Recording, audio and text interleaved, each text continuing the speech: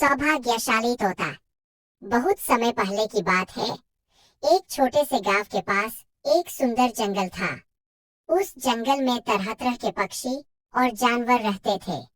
उन्हीं पक्षियों में एक अनोखा तोता भी रहता था, जिसका नाम चिरकू था। चिरकू को लोग सौभाग्यशाली तोता के नाम से जानते थे, क्योंकि जहां भी वह जाता, वहां कोई न कोई चमत्कार हो जाता या किसी की किस्मत बदल जाती। गांव के लोग मानते थे कि अगर चिरकू उनके घर आ जाए, तो उनके जीवन में सुख और समृद्धि आ जाती है। चिरकू हमेशा खुश रहता और अपनी मधुर आवाज में गाने गाता।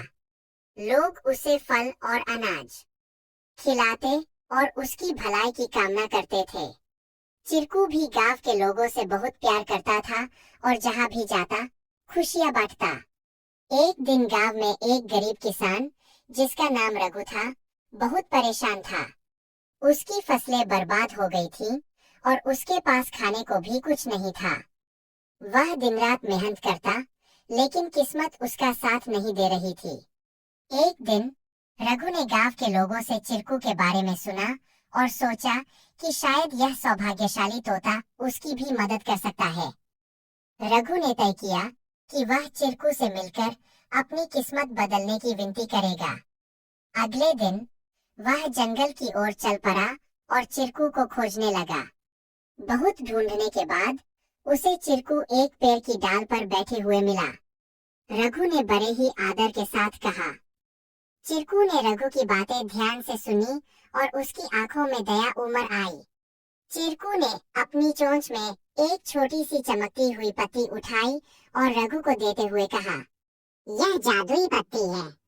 इसे अपनी जेब में रख लो और जब तुम अपने खेत में काम करने जाओ, तो यह पत्ती तुम्हारी किस्मत बदल देगी। रघु ने धन्यवाद कहा और वह पत्ती लेकर अपने घर लौट आया।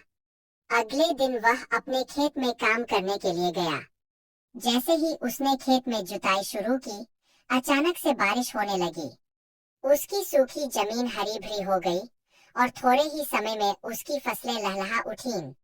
रघु की मेहनत सफल हुई और उसकी किस्मत सच में बदल गई।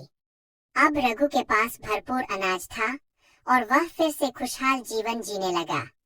उसने गांव के लोगों को चिरकू की बुद्धिमानी और उसके द्वारा दी गई जादुई पत्ती के बारे में बताया। सभी लोग चिरकू की प्रशंसा करने लगे और उसे और भी अधिक प्यार देने लगे।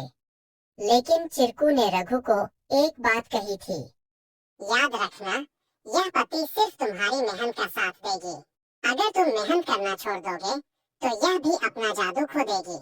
रघु ने चिरकू की बात समझ ली और कड़ी मेहनत जारी रखी। धीरे धीरे उसकी स्थिति पहले से बहुत बेहतर हो गई। वह गांव के सबसे सफल किसानों में से एक बन गया। लेकिन उसने कभी यह नहीं भूला कि उसकी सफलता में चिरकू और उसकी मेहनत का कितना बड़ा हाथ था। कहानी से सीख। इस कहानी से हमें यह सीख मिलती है कि किस्मत भी उन्हीं का साथ देती है जो खुद मेहनत करते हैं। सौभाग्य और अवसर तभी काम आते हैं जब हम अपने प्रयासों से उन्हें सही दिशा देते हैं। Please like, share and subscribe our channel to learn more.